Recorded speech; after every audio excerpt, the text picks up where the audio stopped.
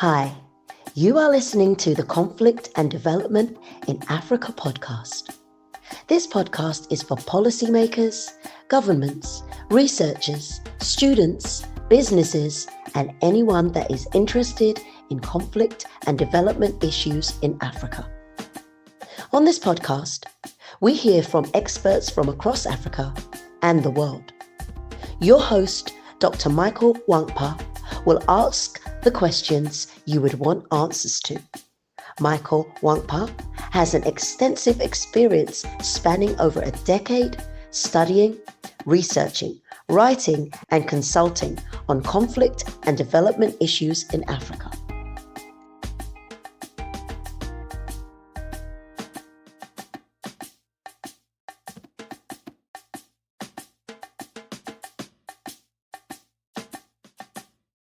Hello and welcome to another episode of the Conflict and Development in Africa podcast. I'm your host, Dr. Michael Nwankpa.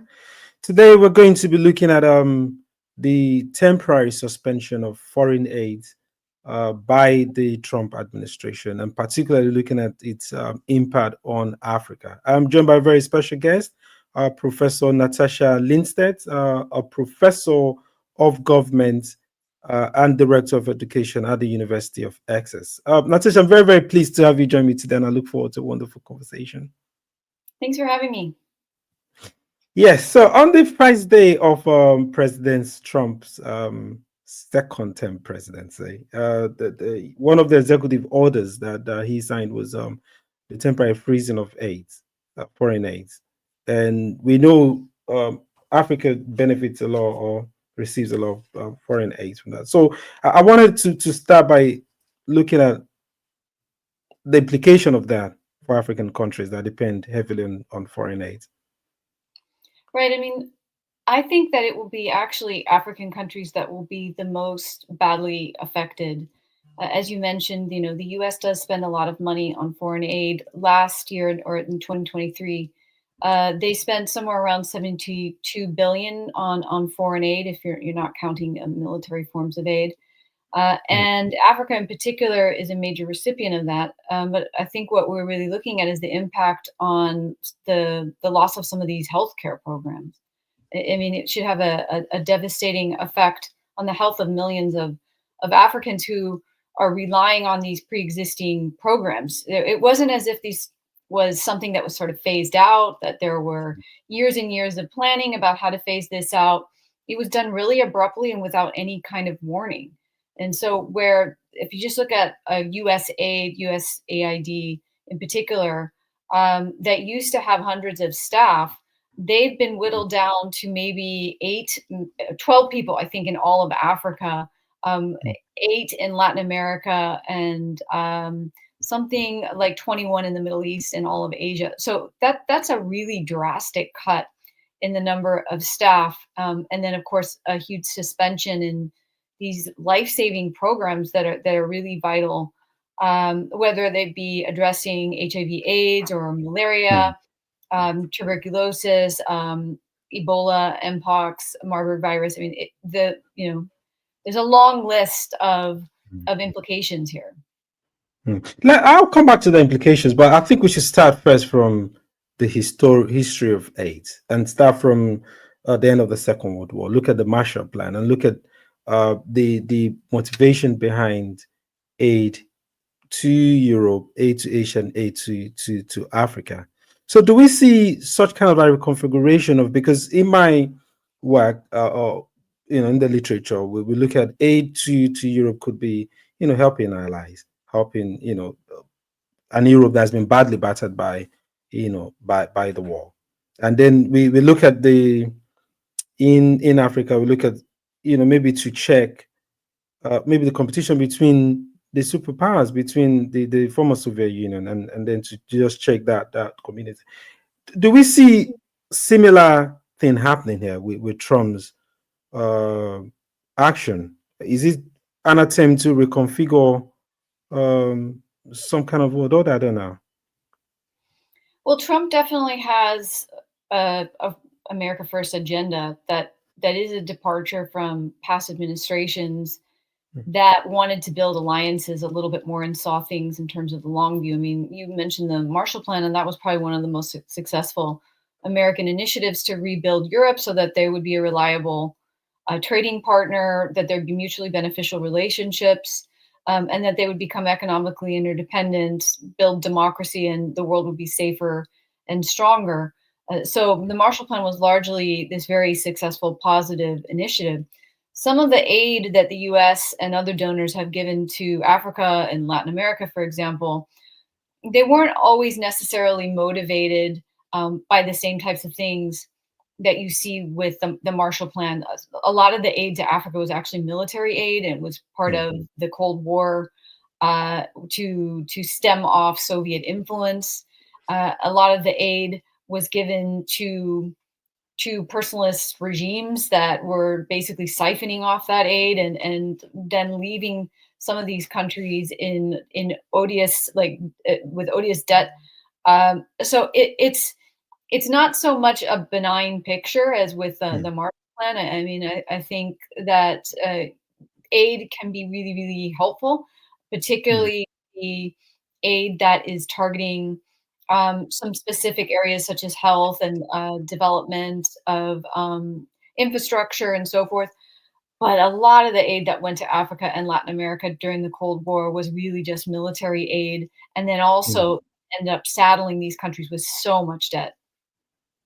We'll come back to that in a minute. You did mention the you did single out the health sector and how this impact health sector. I've recently seen, I think in South Africa, we've seen South Africa has also been singled out by Trump in terms of like the funding. I'm seeing how the HIV program has been kind of like affected, and Trump also withdrawing from the World Health Organization as well.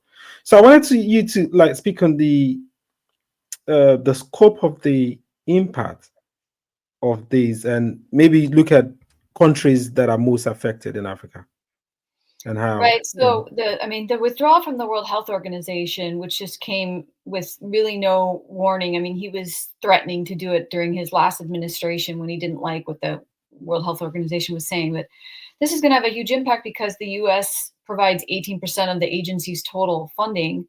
And the World Health Organization is really critical to going through all kinds of scientific research and then providing policies and guidelines that countries, particularly in Africa, are adhering to, that they rely upon. And there's also all kinds of programs that are in place that the World Health Organization props up and sets up. So this, coupled with the gutting of USAID, is catastrophic, as I've already mentioned.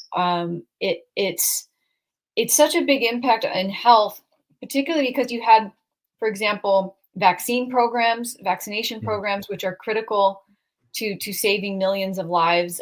These will be halted. I mean, they made huge strides in the malaria vaccine.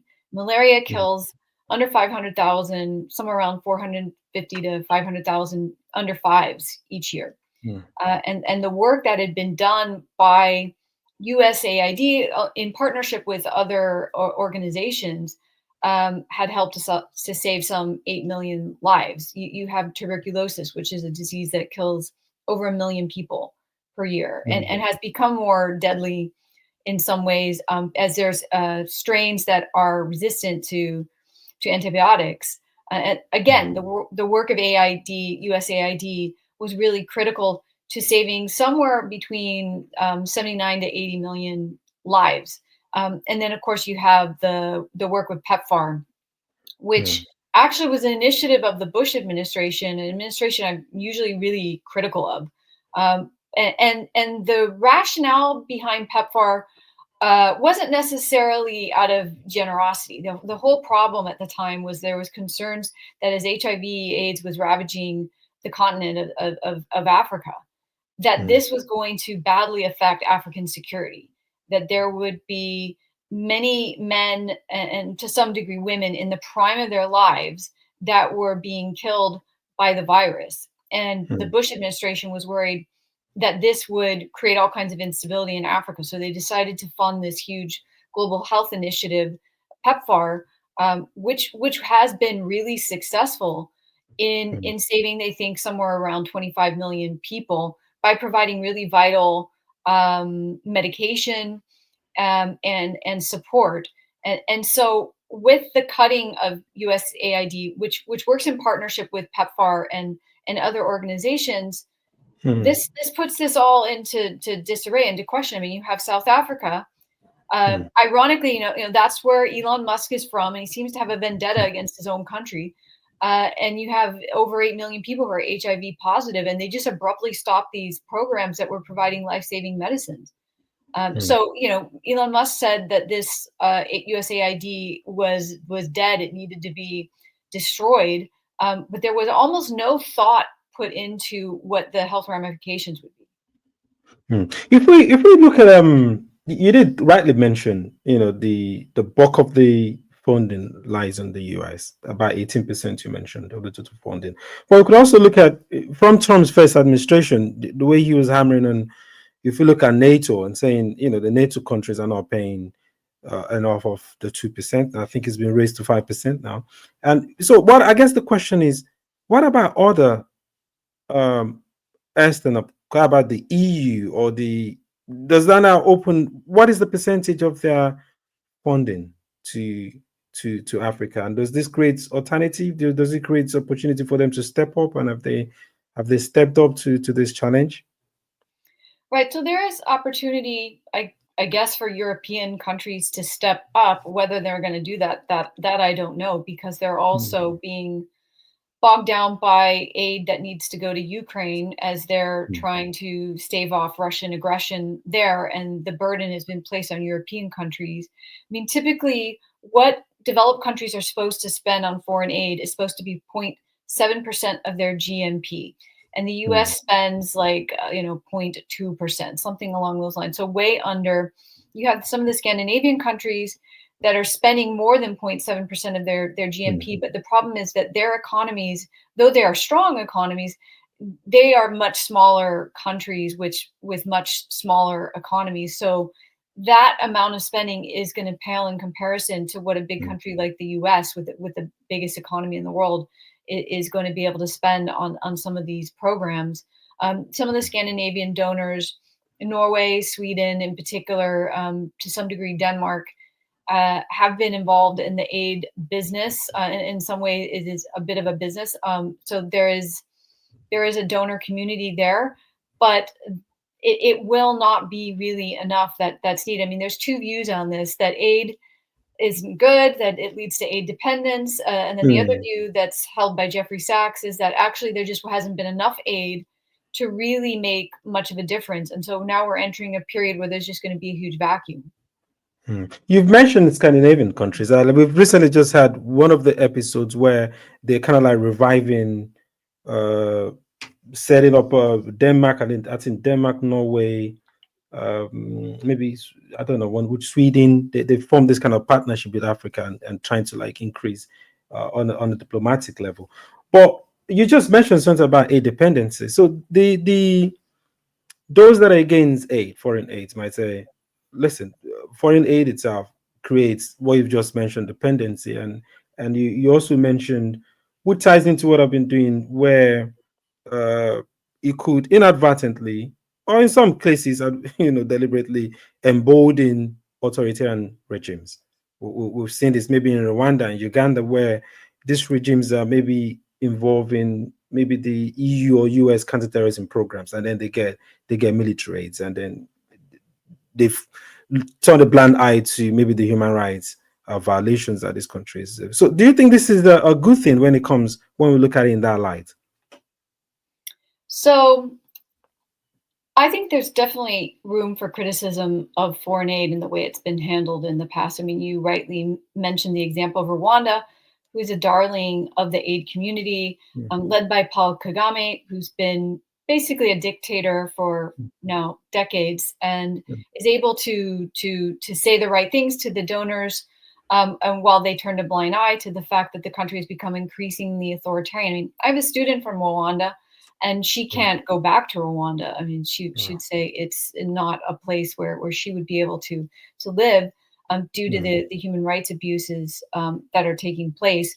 So I think a lot of aid donors turned a turn a blind eye to this pretty frequently if they feel like they have the right man or woman at the helm, and they feel like they can work with them.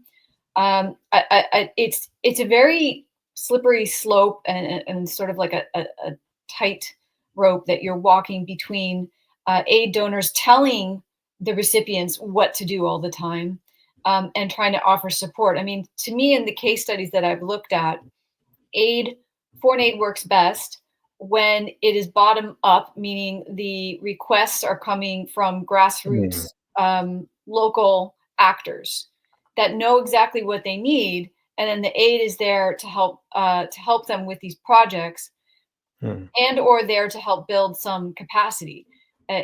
Foreign aid doesn't tend to work very well when it's very top down. It's sort of dictated, you do this, and these are the conditions, and then it sets up room for autocratic-like leaders to say, okay, yeah, sure, I'm going to do it, and then do whatever they feel like.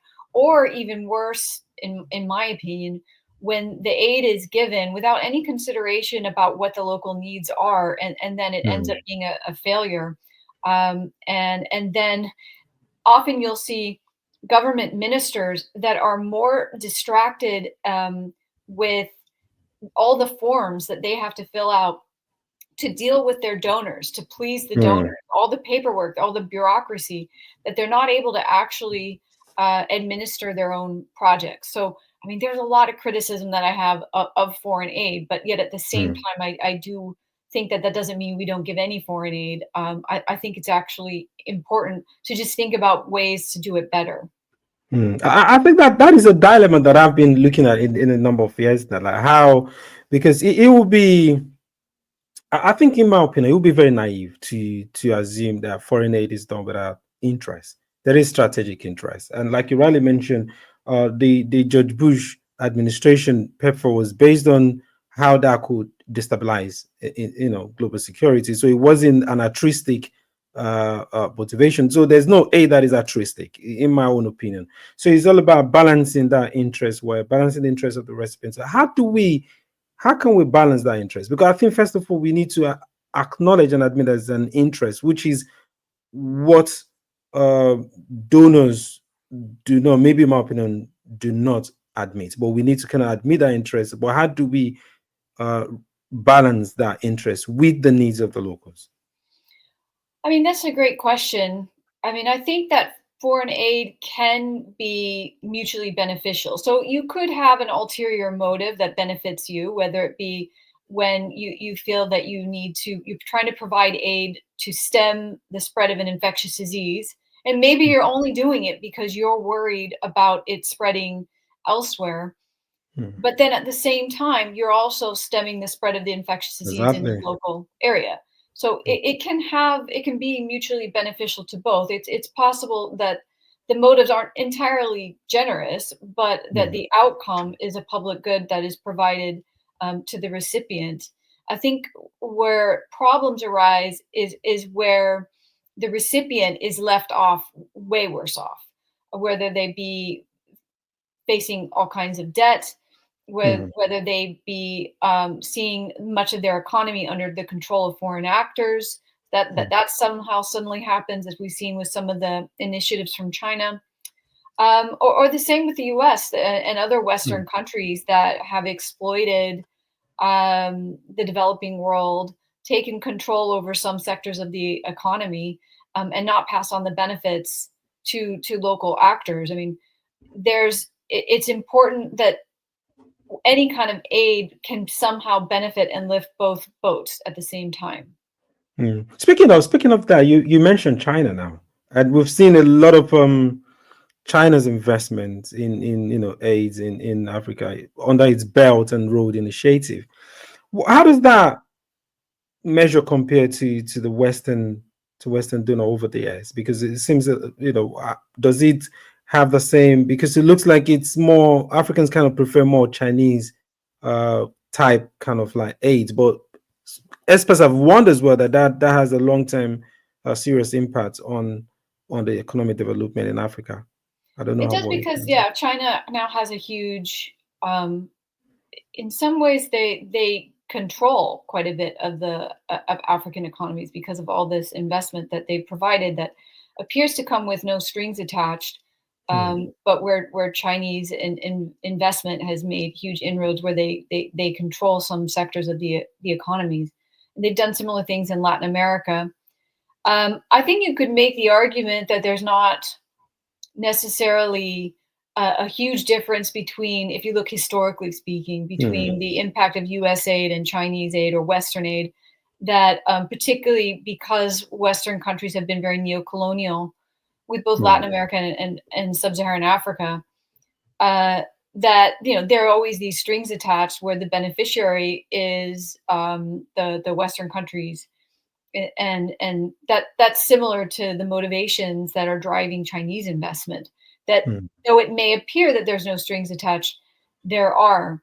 I think some of the things I have concerns about with in the case of China, and that's not to let go some of the things that Western countries have done and some of the abuse, but most of my concerns are that it's an authoritarian regime that has been actively selling technology that's being used for surveillance and to spy on countries' own citizens, and it really limits free will and human rights, and I see that trend as particularly concerning.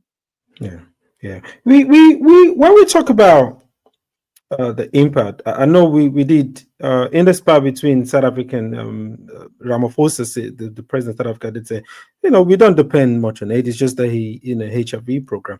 So, is there a regional disparity in Africa where some countries are more affected than others with this aid, foreign aids, and the cutting of the aid? Oh, for certain. I mean, South Africa obviously is a major economy. It's a huge economic powerhouse in Africa, and they do. I would agree. They do depend on that PEPFAR program because it's already in place. But they probably could have the ability to phase that out had that been an option. You have though some other countries that are.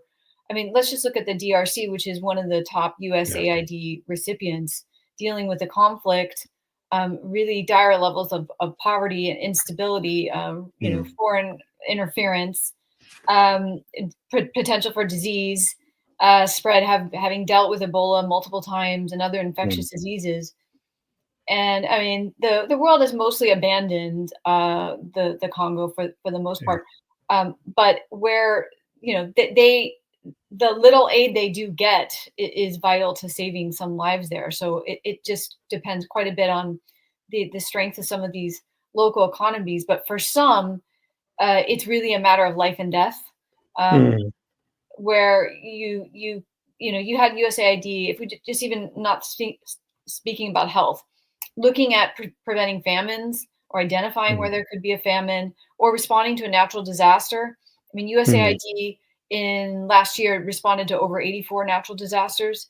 So for a country that's really, really deeply impoverished and might not have the response capacity, what we're talking about is really saving lives. Though we don't want to, perpetuate aid dependence indefinitely. If there has been a crisis where people are starving, you would think that you would want to have some kind of response team that can help support local actors in ensuring that that you don't have millions of people dying. Very, very interesting. We've seen the African Union itself, or the African themselves, have been looking to the African solutions for African problem, sort of. How do you think? Do you think this can help to hasten that process or help them start thinking towards that line? So I completely agree with the idea that local actors, as I mentioned, I think local actors know the most about what they need. They can work in partnership with other actors. There can be a sharing of best practices, but we've seen this particularly with agriculture and just thinking about the greening of the Sahel, which has been a major initiative that was led by local African farmers, and it's been a huge success. as they use their local knowledge and share it and spread it. And then they got some support from African regional actors and other international organizations. Where you have this bottom-up led ideas, initiatives, they're most likely to be successful because people on the ground know the most about what their needs are. We've seen the failure of World Bank initiatives time and time again that were really top down and we're telling people what to do, how you do this and this, because we saw it work in this other country. I mean, these types of initiatives have been colossal failures. So I see it incredibly important that local actors are involved in these kinds of processes and decision making. Sometimes we talk about at the governmental level or intergovernmental level. There are other kind of like aids.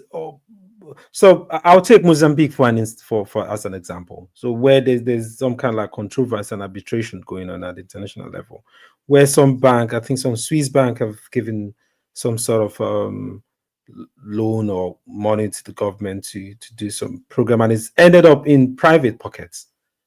So how do you see that in the scale of aids or loan to Africa? When we look at, do you think some private companies or banks, international multilateral organizations that are not necessarily at the governmental level, how do you see them compared to are we showing more light to them, to these kind of like setups?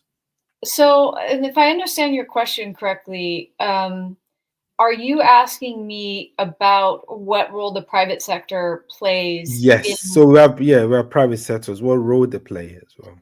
So I'm not against the private sector playing a role in helping local businesses thrive and help stimulate economic development. What I find concerning, and this happened in Mozambique a long time ago, but there were continues to be an issue where you have foreign multinationals that come in, take control over certain parts of the economy, and the benefits aren't really passed on to local citizens. Instead, they're hiring expats and so forth. And it's a perpetuation of, you could make the argument neocolonialism, but it skews whatever economic growth that seems to be generating, that the country seems to be generating. It's actually just being concentrated in the hands of a few foreign actors that can quickly leave and take that capital with them when they feel that they don't want to be there anymore. We've seen this as a major problem in Latin America, but definitely also in sub-Saharan Africa as well.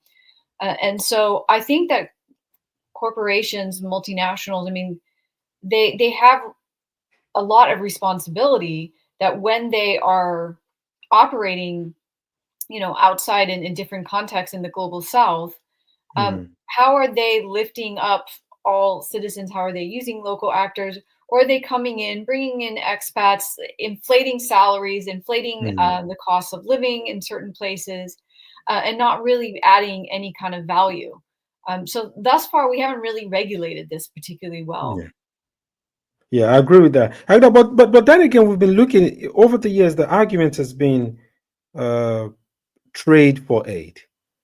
But then again, people would then argue that the imbalance in trade is African countries are kind of like extractive industries, these things and all. So how can Africa move from aid to trade? How can they move there? Because it seems that many African countries are looking to change the dynamics between, how they deal with externals. How is that realistic? Is that even realistic? I mean, that's such a good question and a dilemma that I don't think there's an easy fix for.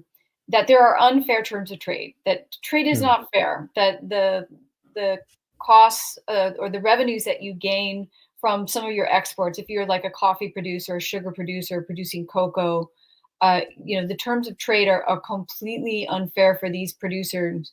And because African economies were restructured along the lines of what the colonial powers wanted them to be around, and they stopped actually engaging in, clever forms of subsistence farming, and then suddenly you have a country like Burundi where almost all of its revenues are coming from producing coffee, and they got to compete with Brazil, which is the biggest coffee producer in the world, they then become really vulnerable anytime there is a crop failure or there's a dump of coffee on the world market.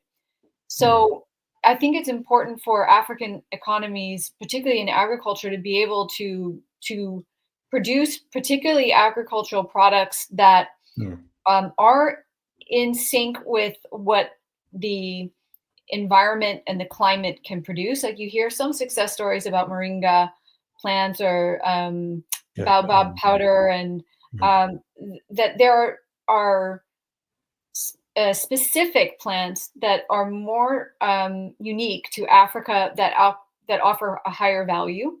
That they could focus more on diversification and ignore the years and years of the IMF telling them that they have to develop an economy of scale in one big, agricultural export or a few industries. But then where I see the internal thing is to address corruption. And, that takes a long time to do. But, there's a clear correlation, right, between states that are less corrupt, then they can really focus on targeting industries that will, lead to economic growth. And so the world's responsibility of making fairer terms of trade. And there's all kinds of other things, obviously, the West could be doing, which I won't get into, as I've already been going on for a while, but just looking at corruption.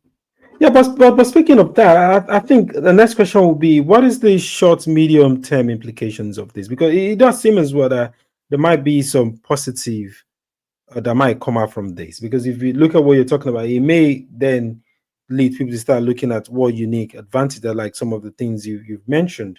But then again, if you also mentioned corruption, and one of the argument has been foreign aid corrupt the leaders in a way. So I guess the question is, what is the short, medium, and long-term implication of this policy, of this in the negative, both negative and the positive? So I think that I could have gotten on board with a gradual reduction of aid had it been planned out with local actors. How are you going to do it? This is how, this is what the plan is in place. What I don't find very helpful is that it was just done so abruptly. And that kind of left people who, like clinics where there were just doctors and nurses that then are suddenly seeing that their patients, don't have access to vital medication, and that these clinics are shut down at a time when people need them. And that's not a really good strategy. So in the short term, you're going to have casualties. And I find that to be probably the saddest thing about this. If it had been done with a long-term view, that you try to empower capacity of local actors, build capacity, then that takes time to build, but it is possible. And we've seen, countries like Botswana have grown in their capacity levels since their independence, building the state. They're able to, they were hit really hard by the AIDS crisis, but they were able to enhance their own capacity to address it, and saw HIV deaths go down significantly. So it's totally possible. But you're right that, though I would agree that the current aid business sometimes helps dictators and keeps them in power and props them up, I would argue against the solution being, let's just scrap all the aid at once. I think it would be better to think of more about how we can do this in a long-term way that would be dictated by local actors about what would be the best way of doing it. One of the things that you mentioned, Botswana, and in my book, when I was looking at the legacy of colonialism and looking at state formation, and so Botswana seems to be uniquely different from many African states in terms of its composition, and some have argued, I can't remember, some of the scholars, and have argued that is why he's been able to have the kind of development success that he's had, because of his colonized that is different in terms of the homogeneity of his maybe the people, the language, and stuff like that. So I don't know, because a lot of old scholars have seen that partly is the state composition of African states that is holding them down. But I've also looked at, we can always keep referencing that, even though it's partly so. So I guess the question is, to begin to wrap up is, how do we? So I think let me ask this question. So to just take a broad look, what is the future? Because we can't help but looking at what is this future, because this is the reality now. If Trump is able to do this, so what is the future? We cannot abandon all of this critical infrastructures. So what is the future going to look like? Future of Africa and international, as Africa is becoming more critical when it comes to geopolitics and trying to restructure its relationship. So how do you see Africa in the nearest future, or maybe 10 years from now, whatever, in terms of? That's a great question. Hard to answer. Hard to answer in a few minutes. I would say that Africa should use this as opportunity to become even more united as a region, that they're going to have to. I mean, Europe is going to have to do as well, as they're dealing with Trump, who I see as a huge menace to the world. And regions will have to increase their levels of integration, or at least try to be more united and on the same page about responding as a bloc and about promoting what African interests are. And maybe that is going to expedite or facilitate this. Because often there have been internal divisions. It's understandable, because Africa is such a diverse continent, just not diverse as a continent, but diverse even within cities, within countries, and so forth, within regions. But there hopefully might be a unifying force here. I myself am Panamanian American, so I'm hoping that Latin America responds in a similar fashion. That as Trump's threatening to take the Panama Canal, which is creating a lot of havoc in Panama, and threatening to slap tariffs on Mexico, on Colombia, on whoever. I'm hoping that regions really take this as a moment to not cower to Trump, to not kiss up to him, to not placate him, to unite and try to provide more safety in numbers, a more united force in dealing with him. That's very amazing. Well, Natasha, this is very amazing. So I'm really grateful for this very rich insight and views. So and I do agree with you. It has to be a concerted effort to stand up against what I call undemocratic. We need to push that. It needs to be pushed. Trump against this guy. I mean, he's awful. And I'm hoping, even though I grew up in the U.S., I'm hoping everybody just bans against him and isolates him. Yeah, I agree. But anyways, we thank you very much for your time and your support. Yeah, thank you either way. All right, thank you very much, Natasha. We really appreciate it, and have a very great weekend. You too. Thanks so much. It was a great conversation. Really good questions, and please stay in touch. Yeah, I will. I'll definitely stay in touch for just the keep me in the loop of what you're doing. It sounds like you're doing a lot of really interesting work. Yeah, I will definitely. You have a great day. You too. Take care. Bye. Bye-bye.